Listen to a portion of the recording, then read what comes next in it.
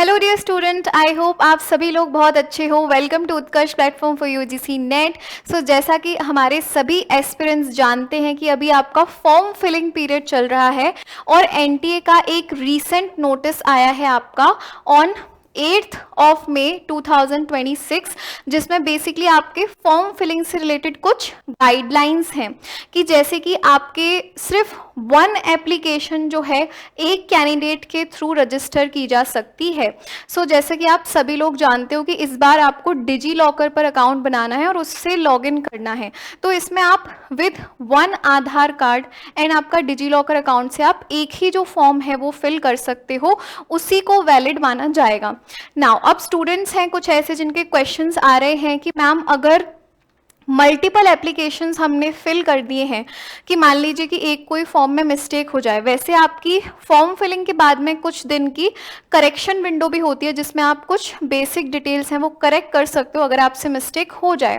पर कुछ ऐसे एस्पिरेंट्स हैं जिन्होंने मल्टीपल फॉर्म्स भर दिए हैं, अलग अलग सब्जेक्ट से भर दिए हैं, या फिर एक सब्जेक्ट में अगर स्पेशलाइज्ड सब्जेक्ट्स हैं, जैसे पॉलिटिकल साइंस में अगर इंटरनेशनल रिलेशंस है, या फिर स्टेटिस्टिक्स का जो सब्जेक्ट इस बार अलग से ऐड किया गया है।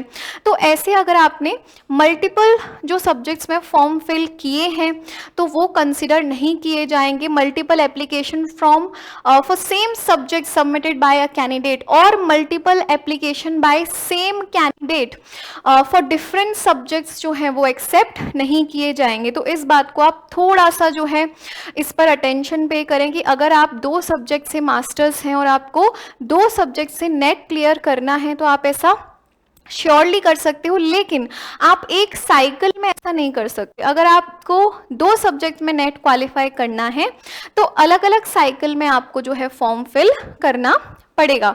सो ये फॉर दो स्टूडेंट्स जो डबल मास्टर्स जिनके पास में है।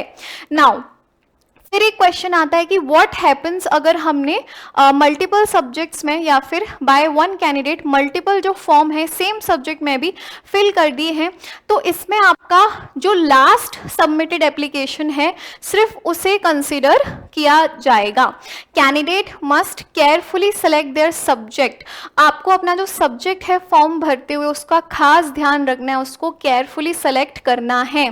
और आपके जो इन्फॉर्मेशंस हैं जो भी आप फॉर्म में फिल कीजिए, जो करेक्शन विंडो होता है वो आपके लिमिटेड पोर्शन के लिए होता है। कुछ उसमें ऐसी कैटेगरीज हैं जो आप जो है दूसरी बार करेक्शन विंडो में नहीं करेक्ट कर सकते हो, तो ये लेकर मत चलिए कि बाद में करेक्शन हो जाएगा।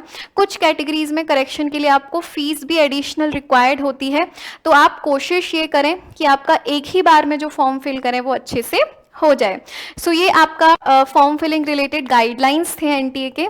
नाउ जो हमारे यूजीसी नेट एस्पिरेंट्स हैं वो ये जानते होंगे कि आपकी जो है पेपर 1 एंड पेपर 2 की 501 प्लस क्वेश्चंस की जो है सीरीज चल रहे हैं यूट्यूब पर, जिसको आप अटेंड कर सकते हैं, जहां से आपकी जो तैयारी है बहुत शार्प हो जाएगी।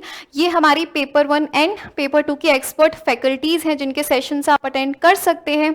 आरम सीरीज इससे पहले चल रही थी हमारे चैनल पर, जिसके बहुत high quality content and videos available हैं ऑन यूट्यूब, तो आप वो भी देख सकते हैं in recorded format. Apart from that एक all India free mock test भी है from 8 AM onwards every Sunday, आप उससे भी जुड़ सकते हैं।